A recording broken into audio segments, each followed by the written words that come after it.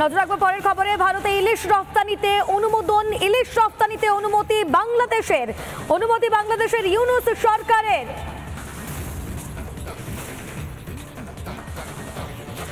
Every year 10 সেপ্টেম্বরের মধ্যে কিন্তু আমরা পারমিশন পেয়ে যাই।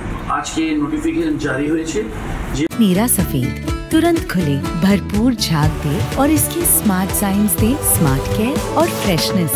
मेरी चॉइस मेरा सफेद। ওনারা ডিসিশন নিয়েছেন যে 3000 মেট্রিক টন ইলিশ ওনারা প্রদান করবে আমাদেরকে। সেটা খুব সম্ভব আগামী 25 তারিখে পারমিশন হয়ে যাবে। 25 তারিখে পারমিশন হলে 26 তারিখ থেকে মাছ ঢুকতে আরম্ভ হবে। মাছ আসছে এটা শিওর। এ বিষয় নিয়ে আমরা কথা বলবো। আমাদের সঙ্গে রয়েছেন আমাদের senior editor Anirban Sinha. Anirban, 3000 metric ton ইলিশ রপ্তানিতে অনুমোদন দিল ইউনূস সরকার। দেখো রুমকি, এই মুহূর্তে বাংলাদেশের আকাশ বাতাস ভারী হয়ে রয়েছে।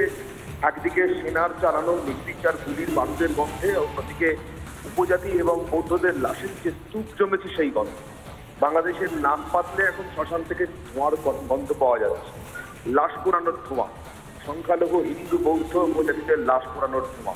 সেই কটু গন্ধ ঢাকতে এখন বাংলাদেশ ইলিশ মাছ পাঠিয়ে ভারতের মানুষের দৃষ্টি ঘোরাতে চায়, ভারতের মানুষের নাকে অন্য কোনো গন্ধ ঢোকাতে চায়। কিন্তু এত সহজে কি ইলিশের গন্ধ দিয়ে লাশের গন্ধ চাপা যাবে? যে বাংলাদেশ গত মাসেও রীতিমতো সরব ছিল, ভারতে কেন আমরা ইলিশ মাছ পাঠাবো, আমাদের দেশের লোক আগে ইলিশ মাছ খাবে। এবং ফেসবুকে বা সোশ্যাল মিডিয়াতে ভরে গেছিল এই প্রচার, ভারতকে এত বছর ধরে বিনা পয়সায়, কম পয়সায়, অল্প পয়সায় কেন ইলিশ মাছ খাইয়ে এনেছে শেখ হাসিনা। সেই বাংলাদেশের সরকার যারা এই সমস্ত কথাবার্তায় রীতিমতো ইন্ধন দিয়েছে এবং ইলিশ মাছ রপ্তানি বন্ধ করার কথা ঘোষণাও করেছিল, তারা হঠাৎ 180 ডিগ্রি ঘুরে পুজোর মুখে ভারতকে ইলিশ মাছ এত মুড়িয়া কেন হয়ে উঠলো? বিশেষ করে যে ভারতকে তারা বাংলাদেশ ছাড়বার, ভারতীয়দের বাংলাদেশ ছাড়বার জন্য ইতিমধ্যে স্লোগান দিয়ে বসে আছে। যে স্লোগান, সেই স্লোগান যারা দিচ্ছে সেই মৌলবাদীদের একে একে জেল থেকে মুক্ত করে ভারত বিরোধী কার্যকলাপ বাংলাদেশের মাটি থেকে আবার তার ঘোট পাকানোর জন্য, তার চক্রান্ত পাকানোর জন্য তারা মুক্ত করেছে।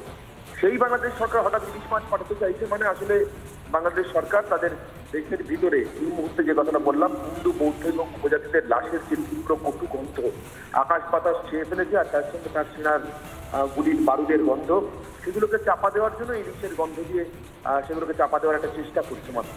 কিন্তু এত সহজে এই গন্ধ, এই কটু গন্ধ চাপা দেওয়া যায় না। গণহত্যার গন্ধ ইলিশের গন্ধে চাপা পড়ে। ধন্যবাদ অনির্বাণ আমাদের সঙ্গে থাকার জন্য। আমাদের সঙ্গে ছিলেন আমাদের সিনিয়র এডিটর অনির্বাণ সিনহা।